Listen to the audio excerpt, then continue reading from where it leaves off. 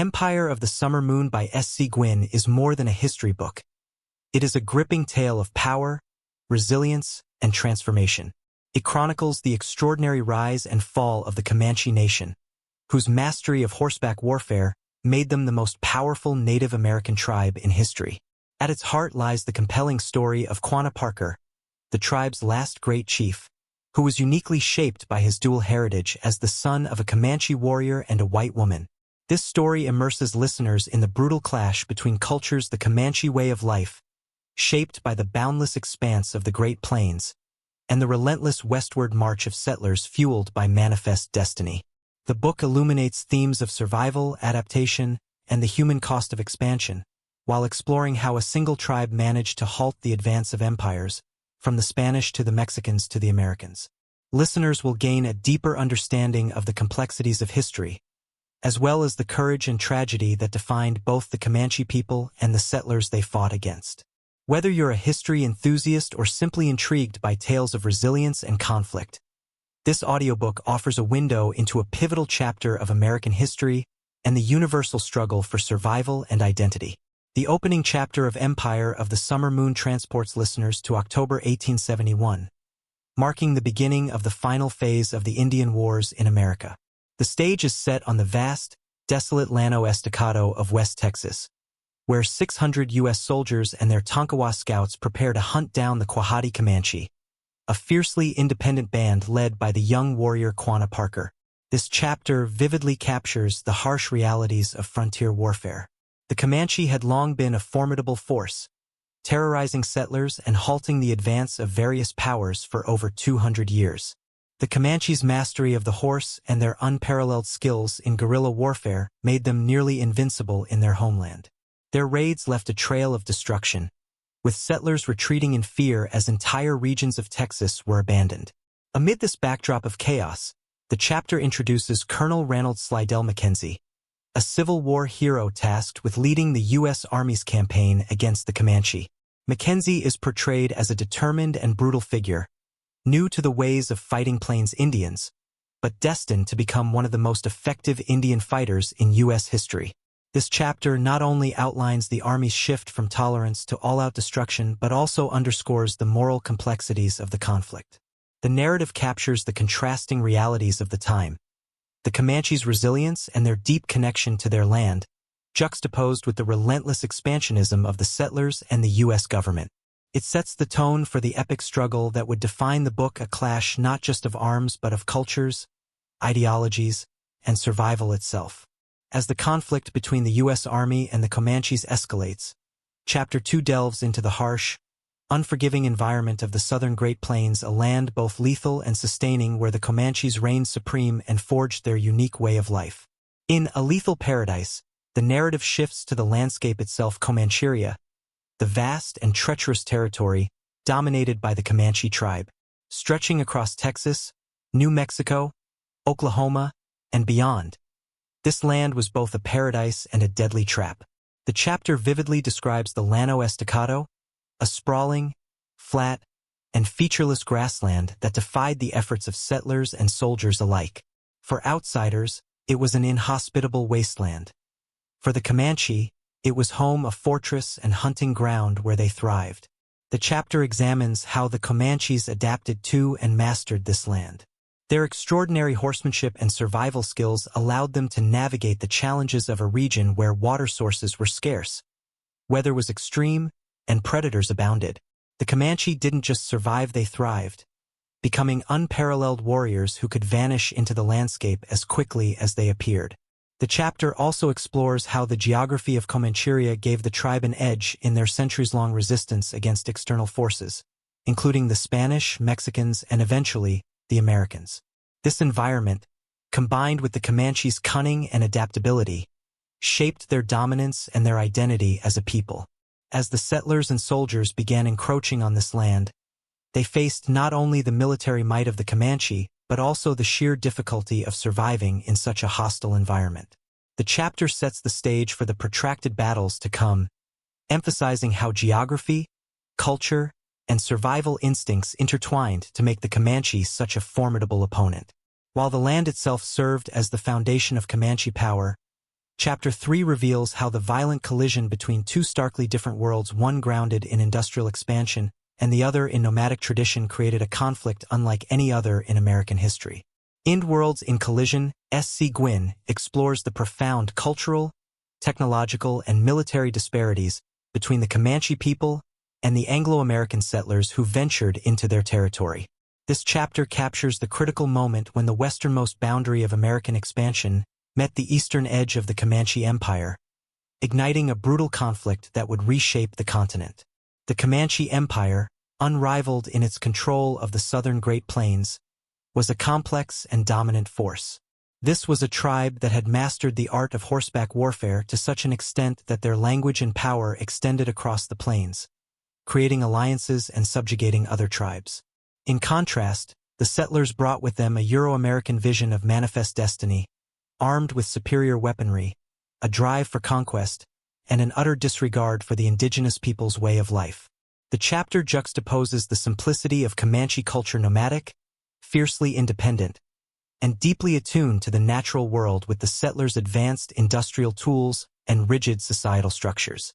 This was not merely a battle for land, but a clash of ideologies, survival strategies, and fundamentally different ways of perceiving the world. The Parker family's infamous encounter with the Comanche serves as a centerpiece of this chapter, illustrating the raw violence and cultural misunderstandings that define the frontier. The Parker's tragedy, including the kidnapping of 9-year-old Cynthia and Parker, symbolizes the brutal and deeply personal nature of this collision. Cynthia's later life as a Comanche and mother of Quanah Parker exemplifies the complex blending of these two worlds. This chapter sets the stage for the escalating war, where both sides would be pushed to their limits in a fight for survival, identity, and dominance. As the Comanche Empire and the encroaching settlers continued to clash, Chapter 4 delves into the harsh realities of survival on the frontier, highlighting the personal stories and brutal tactics that defined life on the edge of civilization. In High Lonesome, Gwynne paints a vivid picture of the unforgiving landscape of the Texas frontier, where settlers faced constant threats from Comanche raiders and the relentless challenges of survival in a remote and dangerous land. The chapter portrays the physical and emotional isolation of life on the frontier, a world characterized by sparse settlements, rudimentary defenses, and the ever-present fear of attack. The Comanches, with their unmatched mobility and knowledge of the land, maintained dominance over the Great Plains through strategic raids, lightning-fast strikes, and the ability to vanish into the terrain. These raids were not random acts of violence, but carefully planned operations aimed at disrupting settler expansion and securing vital resources, such as horses and supplies. For settlers, survival demanded not only physical resilience, but also an unyielding determination to hold their ground. Communities relied heavily on fortifications, vigilance, and mutual support, yet many were overwhelmed by the sheer ferocity of Comanche warfare. Personal stories of courage and tragedy from the settlers and the army bring the human cost of this conflict into sharp focus. The chapter also touches on the psychological toll of life on the frontier. Both settlers and soldiers were thrust into a constant state of uncertainty and fear, forcing them to adapt to a reality that often defied their expectations and tested their limits. In High Lonesome, the stage is further set for the larger battles and shifting strategies that would define the latter stages of the Indian Wars. The chapter underscores how the vast emptiness of the plains and the relentless conflict forged a unique and harrowing way of life for all who inhabited this contested region. As the frontier's isolation and brutality persisted, Chapter 5 delves deeper into the emotional and symbolic essence of the Great Plains, exploring how the land and its people shaped each other in a timeless dance of resilience and struggle. In The Wolf's Howl, Gwynne reflects on the spiritual and emotional connection between the Comanches and the vast, untamed expanse of the Great Plains. The chapter captures the essence of Comanche life, where the howl of wolves, the stampede of buffalo, and the whisper of wind through the prairie grass were more than mere background. They were the heartbeat of a people deeply intertwined with their environment. The chapter explores the Comanches' spiritual worldview, which was rooted in the natural rhythms of the plains. Their nomadic existence revolved around the pursuit of the buffalo, a creature they revered not only as their primary source of food, clothing, and tools, but also as a symbol of life itself. The land was not something to be conquered or owned. It was a sacred space that provided and demanded respect. Contrastingly, the settlers and the U.S. Army viewed the same land through the lens of ownership, resources, and expansion. For them, the plains were a wilderness to tame, a barrier to civilization's march westward. This fundamental difference in how each side perceived the land added an existential layer to the conflict. The wolf's howl, used metaphorically in the chapter, symbolizes both the haunting loneliness of the frontier and the untamed spirit of the Comanches. It is a reminder of what was at stake, a way of life that was at once beautiful, dangerous, and unsustainable in the face of westward expansion. As the chapter concludes, Gwynne foreshadows the coming battles that would test the resilience of both the settlers and the Comanches, marking the beginning of the end for one of the greatest Native American tribes in history. While the spirit of the plains and the resilience of its people define the heart of the conflict, Chapter 6 unveils the escalating violence and desperation that would soon lead to bloodshed on an unimaginable scale. In Blood and Smoke, the narrative shifts to the heightening intensity of the frontier wars, where brutal raids, retaliations, and massacres painted the Great Plains red. This chapter exposes the vicious cycle of violence that erupted as both settlers and Comanches fought for survival and dominance. The Comanches, masters of guerrilla warfare, launched swift and devastating raids on settlements, leaving a wake of destruction, fear, and heartbreak. These attacks were a direct response to the growing encroachment on their land and way of life. For settlers, these raids symbolized the savagery of the frontier and fueled a deep-seated fear of the Comanche as an unstoppable force. The U.S. Army's response to these attacks became increasingly ruthless. Under the command of figures like Colonel Ranald Slidell Mackenzie, campaigns were no longer about containment but eradication. The total war strategy aimed to annihilate Comanche resources, destroying their food supplies, horses, and homes to break their spirit and force them onto reservations. The chapter highlights the Salt Creek Massacre as a defining moment, showcasing the harrowing cruelty of both sides and the moral complexities of the conflict. Gwynne contrasts the perspectives of the settlers and soldiers with the Comanche worldview. For the Comanches, this was not just a war for territory but a fight to preserve their identity, culture, and existence. The chapter also delves into the personal toll of this escalating violence, both on the families who lived in constant fear and the soldiers tasked with carrying out brutal campaigns. As the chapter closes, the smoke of battle and the bloodshed of countless lives foreshadow the grim climax of the conflict, where neither side would emerge unscathed. As the violence escalates and the Comanches face mounting pressure, Chapter 7 shifts focus to the profound spiritual beliefs and visions that guided both their resistance and their hope in the face of a collapsing world. In Dream Visions and Apocalypse, S.C. Gwynne explores the spiritual dimensions of the Comanche people and how their beliefs influenced their resilience and resistance. This chapter examines how visions, dreams, and rituals played a central role in their culture, providing a sense of guidance and purpose during the increasingly dire struggles against the encroaching settlers and military forces. For the Comanches, spirituality was deeply intertwined with their connection to the land and their identity as warriors. Vision quests and dreams were seen as direct communication with the spirit world, offering insight, strength, and protection. These practices became especially crucial as the Comanches faced existential threats. Leaders like Quanah Parker drew strength from these traditions, blending spiritual wisdom with military tactics to inspire his people. The chapter also contrasts the Comanches' spiritual practices with the Christian beliefs of the settlers and soldiers, who often interpreted their conflict as part of a divine mandate. This religious clash added another layer of complexity to the war, as each side believed their cause was righteous and supported by higher powers. Amid this spiritual backdrop, Gwynne introduces the apocalyptic tone of the conflict's later stages. The destruction of buffalo herds, the lifeblood of the Comanche way of life, signaled not only physical starvation but also a spiritual and cultural death.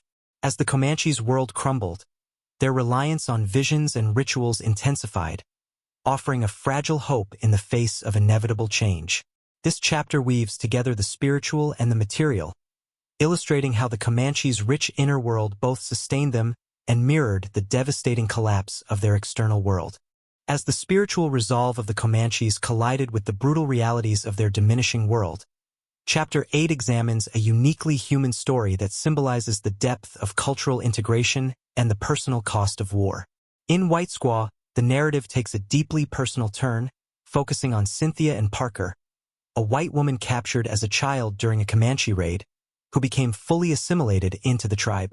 Her story, both tragic and emblematic, serves as a lens through which the larger cultural clash can be understood. Cynthia Ann's life among the Comanches defied the expectations of her original culture. After being taken during the infamous raid on Parker's fort, she grew up as a Comanche, marrying the respected war chief Quanah and raising their children, including Quanah Parker, who would go on to become the tribe's last great leader. Cynthia Ann's choice to embrace her captor's way of life became a powerful symbol of the complexities of identity, belonging, and cultural transformation on the frontier. The chapter also recounts her dramatic recapture by Texas Rangers, a moment celebrated by settlers as a rescue but experienced by Cynthia Ann as a devastating rupture. Forced to return to the white world she no longer identified with, Cynthia Ann struggled to adapt, mourning the loss of her husband, children, and life as a Comanche. Her tragic story highlights the profound human cost of the frontier conflict, illustrating how individuals were caught between two worlds, neither of which could fully accept them. White Squaw is a poignant exploration of the human side of this historical struggle, emphasizing themes of identity, loyalty, and the enduring pain of displacement. It sets the stage for the rise of Quanah Parker, whose life would reflect and transcend the challenges his mother faced. As Cynthia and Parker's story unfolds, leaving behind a legacy of resilience and tragedy, Chapter 9 shifts the focus back to the larger conflict, where the relentless pursuit of dominance on the Great Plains drives both sides to increasingly desperate measures. In Chasing the Wind, Gwynne delves into the unyielding efforts of the U.S. Army to track, confront, and defeat the Comanches. This chapter captures the seemingly futile pursuit of a nomadic people whose knowledge of the land and mastery of mobility made them nearly impossible to catch or subdue. The Comanches' ability to vanish into the vast, featureless plains frustrated military commanders and settlers alike. Their guerrilla tactics, swift horseback raids, and deep understanding of the terrain allowed them to outmaneuver their pursuers repeatedly. The phrase, "chasing the wind," aptly describes the Army's challenge trying to pin down an enemy that thrived in the fluid, unbound spaces of Comancheria. At the heart of this chapter is the growing tension between the Comanches' ability to evade capture and the U.S. Army's evolving strategies to counter their mobility.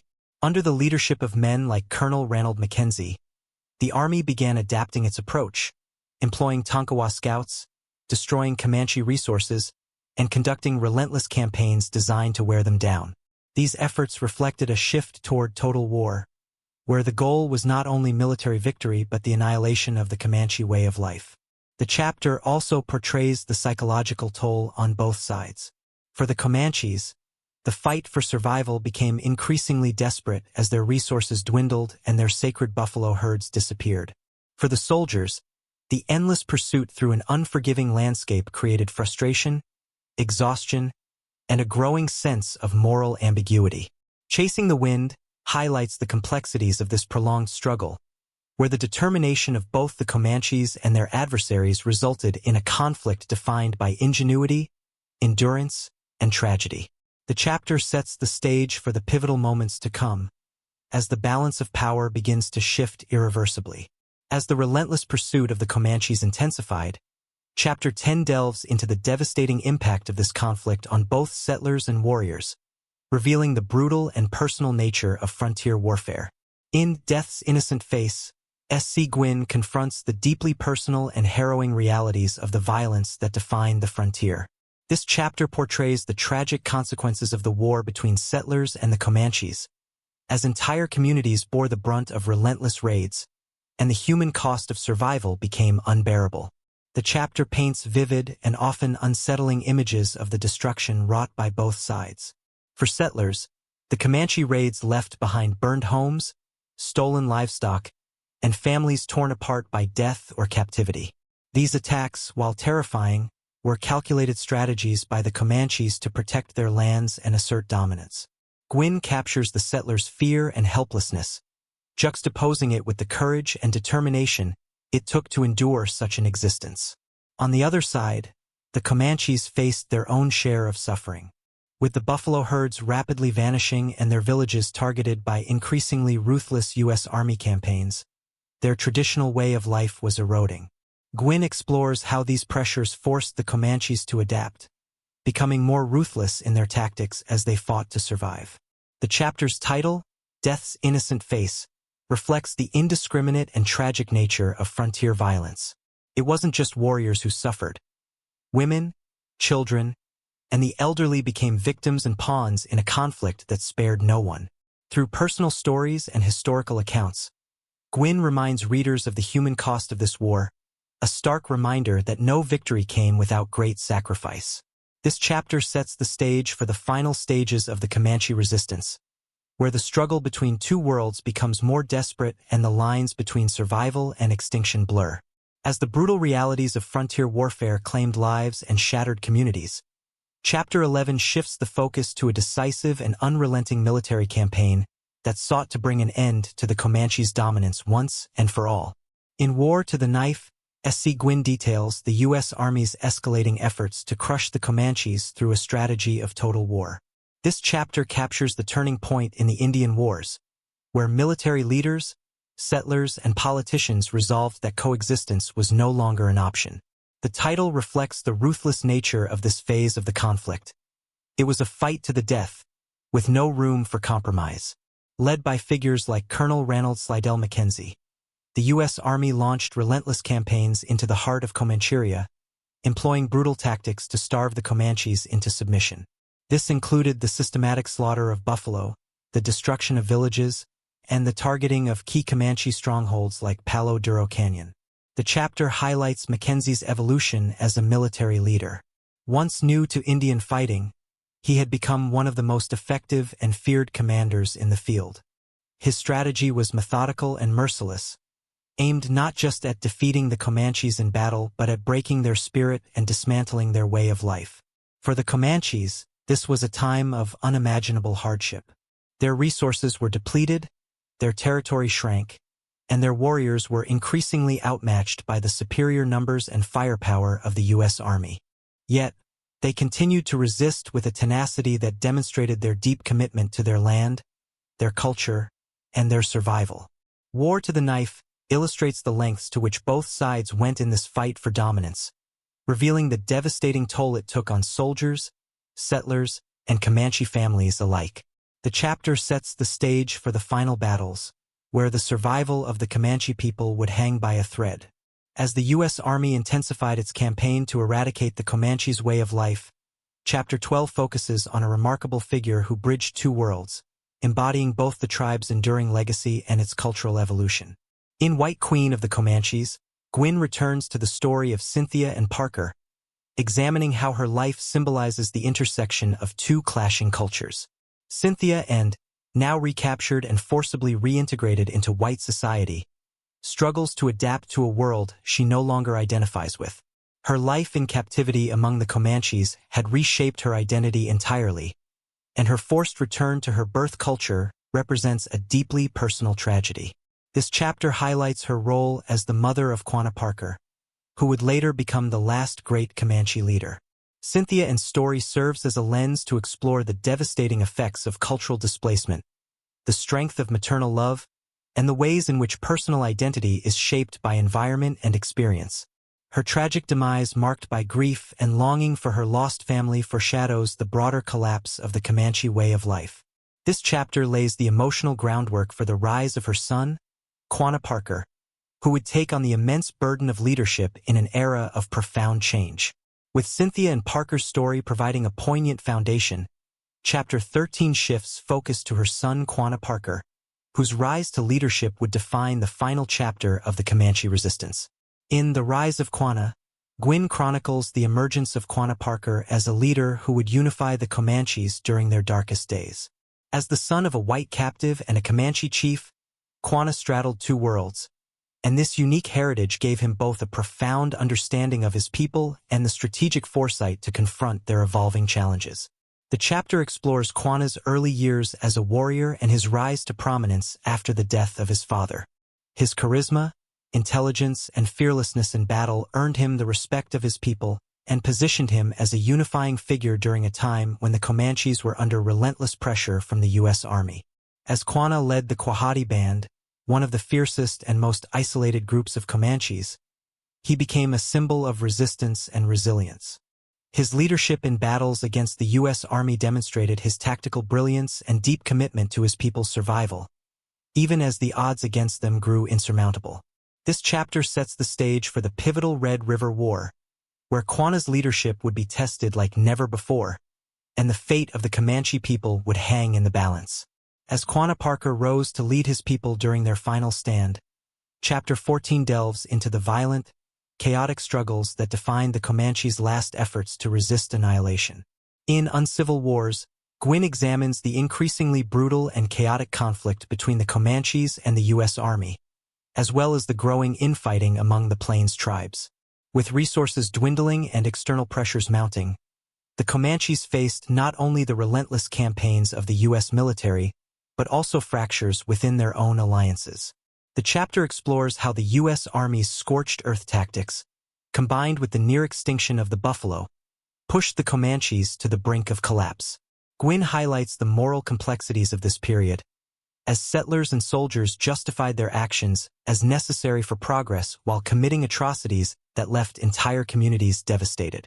Meanwhile, the internal dynamics of the Comanche tribe became strained as survival demanded hard decisions. Some bands sought peace and reservation life, while others, led by figures like Quanah Parker, continued to fight for their independence. Uncivil Wars captures the grim reality of the final years of the Indian Wars, where the lines between survival, betrayal, and resistance blurred. It sets the stage for the climactic battles that would decide the fate of the Comanche nation.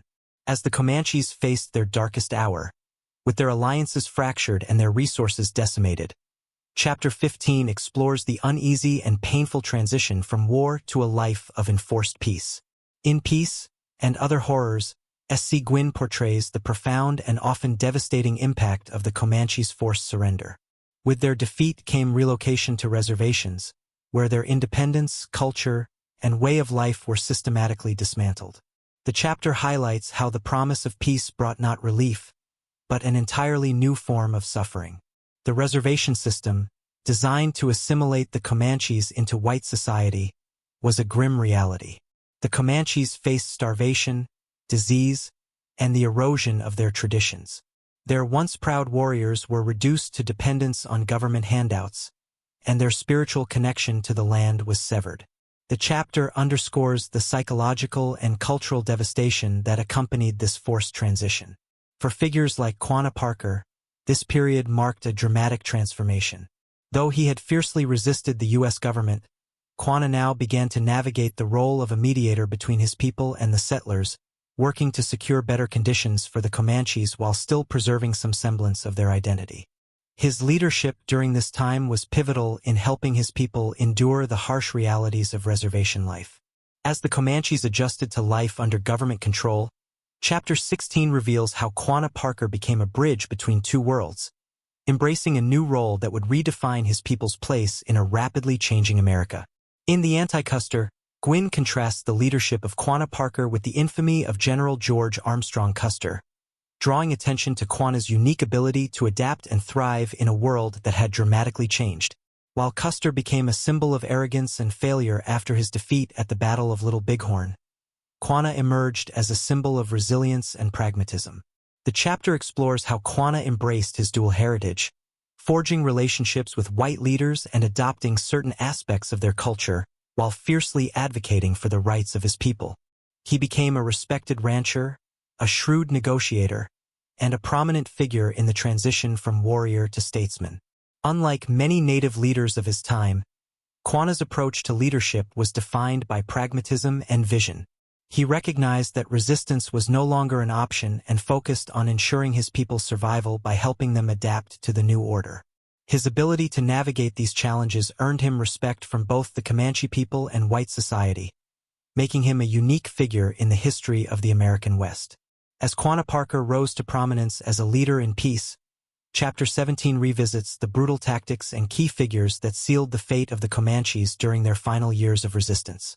In Mackenzie Unbound, Gwynne shifts the focus back to the final military campaigns that brought an end to the Comanches' dominance. Under Colonel Ranald Slidell Mackenzie's leadership, the U.S. Army conducted a series of brutal operations designed to eliminate the last vestiges of resistance. Mackenzie's relentless pursuit of the Comanches reached its zenith in the Palo Duro Canyon Campaign, where his forces destroyed villages, slaughtered horses, and left the tribe with no choice but to surrender. The chapter details the psychological toll of these campaigns on both the soldiers and the Comanches, who faced starvation and despair as their resources and hope dwindled. The chapter also reflects on the legacy of Mackenzie's methods, which, while effective, were marked by ruthlessness and an unyielding drive to crush the spirit of the Plains tribes. His campaigns serve as a stark reminder of the costs of conquest and the human suffering that accompanies it. As Mackenzie Unbound concludes, the once mighty Comanches are left shattered and defeated, their way of life extinguished. The stage is set for Quanah Parker's transition from warrior to diplomat, where he would work to preserve what remained of his people's identity in a rapidly changing world. With the Comanches' military resistance crushed and their way of life irreparably altered, Chapter 18 delves into the economic forces and cultural upheavals that further eroded the foundation of the Plains tribes. In The Hide Men and the Messiah, Gwynne examines the devastating economic and spiritual consequences of the mass slaughter of the buffalo. The systematic eradication of these animals carried out by hunters eager to profit from their hides destroyed the primary resource that sustained Plains tribes, effectively completing the work that war and displacement had begun. The chapter vividly describes the industrial-scale slaughter of millions of buffalo, driven by market demand and facilitated by the railroads. For the Comanches, whose survival and culture were inextricably tied to the buffalo, this destruction was not only a physical blow but also a spiritual one. Without the buffalo, their economy collapsed, and their connection to the land was severed. Amid this devastation, Gwynne introduces the ghost dance movement, a spiritual revival that swept through Native American tribes in the late 19th century. Promising a return of the buffalo and the restoration of their way of life, the ghost dance offered a flicker of hope to many who had lost everything. For the Comanches, however, this movement arrived too late to reverse their decline. This chapter underscores how economic exploitation and spiritual desperation combined to extinguish the last vestiges of the Comanche Empire, setting the stage for their integration into the reservation system. As the Comanches grappled with the loss of their most vital resource, Chapter 19 chronicles the final military campaigns that solidified the end of their freedom and independence. In the Red River War, Gwynne recounts the last significant military campaign against the Comanches and their allies, marking the end of the Indian Wars on the Southern Plains. This series of battles, which took place in 1874 and 1875, was a decisive and ruthless effort by the U.S. Army to force the remaining Comanche bands onto reservations. The Red River War was characterized by relentless pursuit, harsh winter campaigns, and scorched earth tactics designed to starve and exhaust the Comanches into submission. The destruction of villages, the confiscation of horses, and the slaughter of remaining buffalo herds were all part of the strategy to break their resistance. The chapter follows Quanah Parker during this critical period, as he emerged as a key figure in the final battles. Despite his leadership and the fierce determination of his warriors, the odds were insurmountable. The war ended with the surrender of the last free Comanche bands, effectively ending their dominance of the Southern Plains. Gwynne emphasizes the war's brutal toll on both sides, reflecting on how it symbolized the final chapter in a centuries-long struggle for control of the Great Plains. This chapter leads directly into the Comanches' forced adaptation to reservation life under the watchful eye of the U.S. government. With their final defeat in the Red River War, Chapter 20 reflects on the Comanches' transition from warriors to a people trying to preserve their identity within the confines of a new and unfamiliar world. In Forward, in Defeat, Gwynne explores the aftermath of the Comanches' surrender and their efforts to rebuild their lives on reservations. Stripped of their independence, the Comanches faced the daunting task of navigating a world where their traditions, autonomy, and survival skills were no longer relevant. The chapter highlights Quanah Parker's remarkable ability to adapt to this new reality. Rather than succumbing to despair, Quanah became a leader and advocate for his people, working to improve their living conditions on the reservation while also maintaining elements of their cultural identity. His efforts to blend Comanche traditions with the opportunities of the white world earned him respect and recognition from both his own people and American society. Gwynne paints a picture of resilience and transformation, showing how the Comanches, though defeated, found ways to preserve their spirit and history. This chapter also reflects on the broader legacy of the Indian Wars, raising questions about the costs of progress and the enduring impact of cultural erasure. Forward, in Defeat, closes the story of the Comanche Empire, illustrating how a people once defined by freedom and dominance adapted to survive in a world that had left their old ways behind. As the Comanches adapted to life in a world far removed from their former glory, Chapter 21 examines the enduring legacy of Quanah Parker and the man behind the myth, a leader who embodied resilience, transformation, and survival. In This Was a Man, S.C. Gwynne provides a deep and intimate portrait of Quanah Parker, the last great Comanche chief, who bridged two worlds in his remarkable life.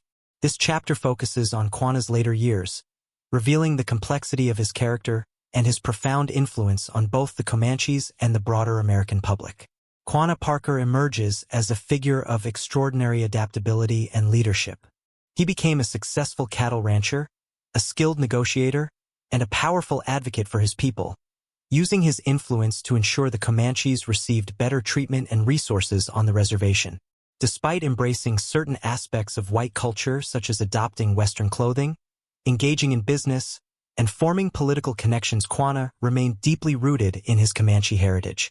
He balanced his dual identity with grace, ensuring his people retained their cultural pride even in the face of forced assimilation. This chapter also delves into Quanah's personal life, highlighting his relationships, family, and spiritual practices, including his role as a leader in the Native American Church. His life was a testament to resilience and transformation, as he navigated the challenges of being a leader in a rapidly changing world. This Was a Man captures the humanity and legacy of Quanah Parker, celebrating his ability to lead his people with dignity during one of the most tumultuous periods in their history. It also reflects on how his life symbolized the broader struggle of the Comanche people to find their place in a world that had drastically changed. As Quanah Parker's extraordinary journey drew to a close, Chapter 22 reflects on the enduring impact of his leadership and the legacy of the Comanches, whose spirit and story continue to resonate through history. In Resting Here Until Day Breaks, S.C. Gwynne concludes the narrative by reflecting on the legacy of Quanah Parker and the Comanche Nation. The chapter begins with Quanah's death in 1911 and his burial alongside his mother, Cynthia, and Parker, symbolically reuniting the two lives that define the arc of the Comanche story. This chapter examines how the Comanches, despite their defeat, left an indelible mark on the history of the American West. Their unmatched horsemanship, fierce independence, and ability to thrive in one of the harshest environments on Earth made them legendary. Gwynne reflects on how the story of the Comanches embodies larger themes of resilience, survival, and the human cost of progress. The chapter also considers the lasting impact of Quanah Parker's leadership. As the last great chief of the Comanches, he not only helped his people transition into a new era, but also ensured that their culture and history would not be forgotten. His efforts to preserve elements of Comanche identity, even as he embraced aspects of white society, left a legacy of pride and continuity for future generations. Resting Here Until Day Breaks serves as a poignant epilogue to the epic story of the Comanches, reminding readers of the extraordinary resilience of a people who, despite unimaginable hardships, left an enduring legacy that continues to inspire and educate. Empire of the Summer Moon closes with a powerful reflection on the rise, dominance, and eventual fall of the Comanche Nation, whose story is inseparable from the broader narrative of American expansion. The Comanches were not just a tribe, but an empire of unmatched warriors, innovators, and survivors who once ruled the southern Great Plains with skill and ferocity. Their mastery of horseback warfare, their deep connection to the land, and their unrelenting resistance against colonizing forces left an indelible mark on history. At the heart of this epic tale is Quanah Parker, a figure who bridged the worlds of war and peace, tradition and change, and survival and adaptation. His journey from a warrior chief to a statesman leader symbolizes the resilience and adaptability of the Comanche people. Even in defeat, Quanah's legacy ensured that the culture and pride of the Comanches endured, offering lessons in strength and dignity amid profound loss. Gwynne's narrative reminds readers of the complexities of history, the triumphs, tragedies, and human costs on all sides. The story of the Comanches is not just one of conquest or resistance, but a profound example of the collision of two civilizations and the consequences of that encounter. Ultimately, Empire of the Summer Moon leaves readers with a deeper appreciation for the extraordinary resilience of the Comanche people and a recognition of the irreversible changes brought about by American expansion. It is a tale of courage, loss, and survival, a timeless reminder of the enduring spirit of those who came before us and the lessons their stories continue to teach.